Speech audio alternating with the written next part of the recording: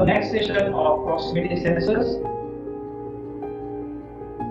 This is what we were looking at in the previous session. We went through few types of proximity sensors: capacitive, inductive, and magnetic. I am your course instructor Mosam Pandya. In measurement industries, we are running with proximity sensors. Our next type is photoelectric proximity sensors. When we say photoelectric, it means one or other type of light rays come into the action. Here you see in the graphics animation, one source is emitting light, reflectors are there, and as and when the wave goes down and wave goes up, that reflects back and it counts the oscillations of the wave. So here, basic operation is based on the light emitted and reflected back. Depending on the change in the amount of light from object to the detector, that will count or that will check the presence of the object. It may be a visible light, it may be invisible light, like in case of IR infrared sensors, and laser sensors are there. So there are 2-3 types of sensor, basic types. The one is retroreflective sensor. Basically, it is reflective sensor. When we say reflection, it means from the object, the rays goes back to the sensor. Here, the emitter of the light and detector both are in the same housing. So here first we see retroreflective sensor, where from sensor light is thrown, then it goes to the reflector here, and as an object comes into the path, the amount of light is changed, which is received by the sensor.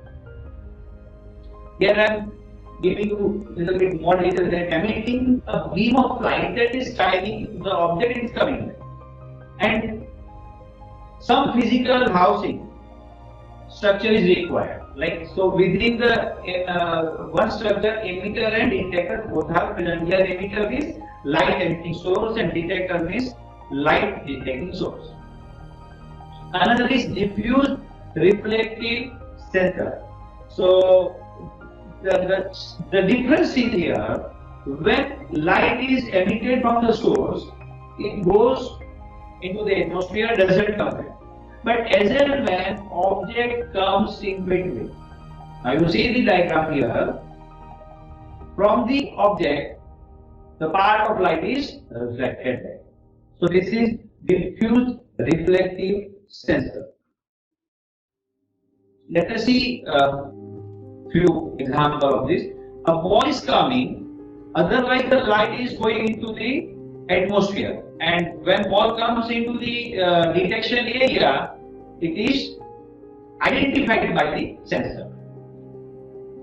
And if we arrange multiple array, we can detect the large area or object fast moving through the large area can be detected. One of the applications is the sports analytics, where movement of the ball, like say in the tennis court or in the cricket ground, it can be detected very easily, and the speed can be measured. Here, two diffuse reflective sensors are combined in this third diagram, where at the two different axes they are shown. So face, the face is either it is horizontal, see this is horizontal, or say vertical, both will be detected. This is the best example of diffuse reflective sensor. The third one is through beam sensors. Again, fundamental remains same. The one is emitter, another is receiver. So two separate housing are required. Basically, it is used for counting of the object passing through the continuous processing line, where emitter passing the light to the receiver. And in this case, as and when again object comes in between, that line is broken by the presence of the object, the line through which light passes through. So here you see the example, here what we are looking at. The object is passing through the bell, and every time the light ray is being cut by the presence of the object. Similarly here, see, object box is passed and signal is given. Every time box passes, it is cutting the line of the light. So, two separate units are required here, and separate receiver or detector is also required. When object breaks the light beam, the detector registers this break, like as a counter it can work, or how much it is nearby you can detect, etc. So the application of this triangle, that is one of the IR sensor which is very popular in your project nowadays. Very small unit is coming with the 1 emitter, and the black or dark LED is as an IR receiver. So as when an object is detected, the light reflected back to the IR receiver, and it can be very easily configured with the Arduino board, where VCC ground and output connections are to be made on the certain digital pins. Okay, so it detects the presence of the object, but the limitation is it works with a very small range. Okay. So let us see the advantage of IR sensors, contactless detection, and the very useful application is it can work in daytime and nighttime also. Communication is very secure, and it is able to measure the distance of the soft object. Please keep in mind, soft object means the objects which are absorbing the rays. Let's say if sound rays are there, so they will be absorbed by the object. So here being infrared light, it will be reflected very easily from the soft object and will be detected. And like say if object is having corrosion or oxidation, the results will not be affected. The disadvantages are there, like it cannot detect through the walls or doors. That we saw in the previous session that magnetic sensors are useful for such application where you need to detect through walls and doors, because it is light rays, they cannot pass through the thick wall or doors.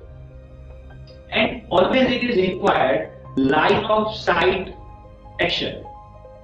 So certain linear movement is always required for the light rays. And as I said, it was in a well limited distance within few millimeters. Let us go with the next, ultrasonic proximity sensors. Again, very easily available in the market for your projects, where directly you can configure it with the Arduino Nano or Uno.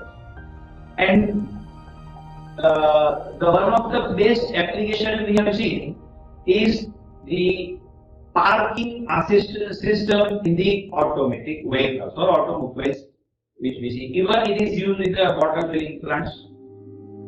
It actually works like IR, but it is not part of photoelectric proximity sensors.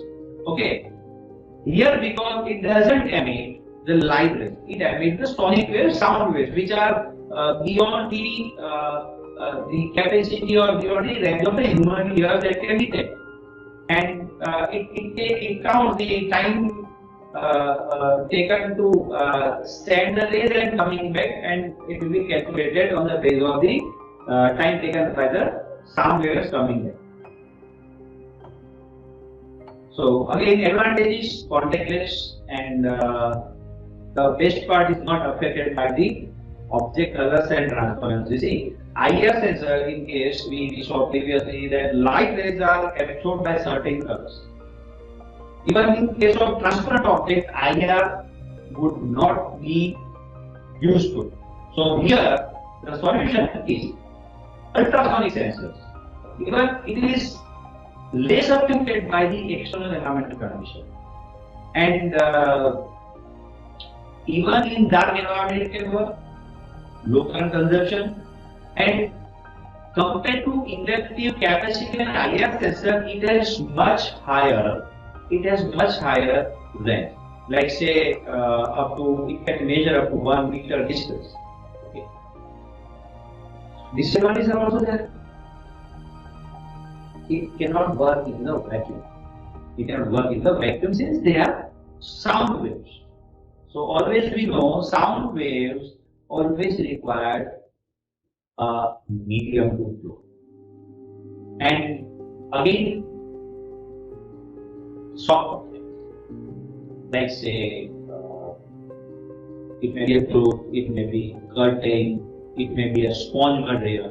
So it may be possible that sound waves will be absorbed by such kind of soft object and with the extreme texture. So that will not be useful. Going ahead, we went through different sensors, proximity sensors. The one is inductive sensors, optical, that is photoelectric. Another is magnetic sensor, where we saw like the read type and volume type. Capacitive sensors, ultrasonic sensors. So this is the entire comparison that you can remember, where let us recall that inductive sensors are useful only for the metallic. Optical sensors can be used with all type of material. In case of magnetic sensors, we must have presence of magnetic field. Again, capacitive sensors can work with the almost all kind of material. Ultrasonic can work with the almost all kind of material, except few soft materials.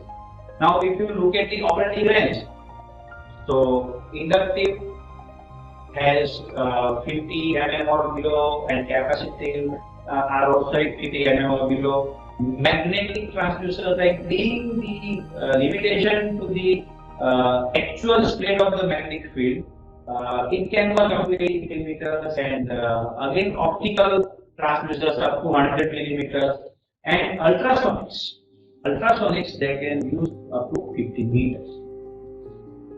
And again, if you look at the parameter like robustness and vibration environment, so their sustainability is quite high in all cases. And looking at the cost, like cost doesn't make any difference when you talk about the accuracy. So it is almost comparatively market prices there, and sensitivity.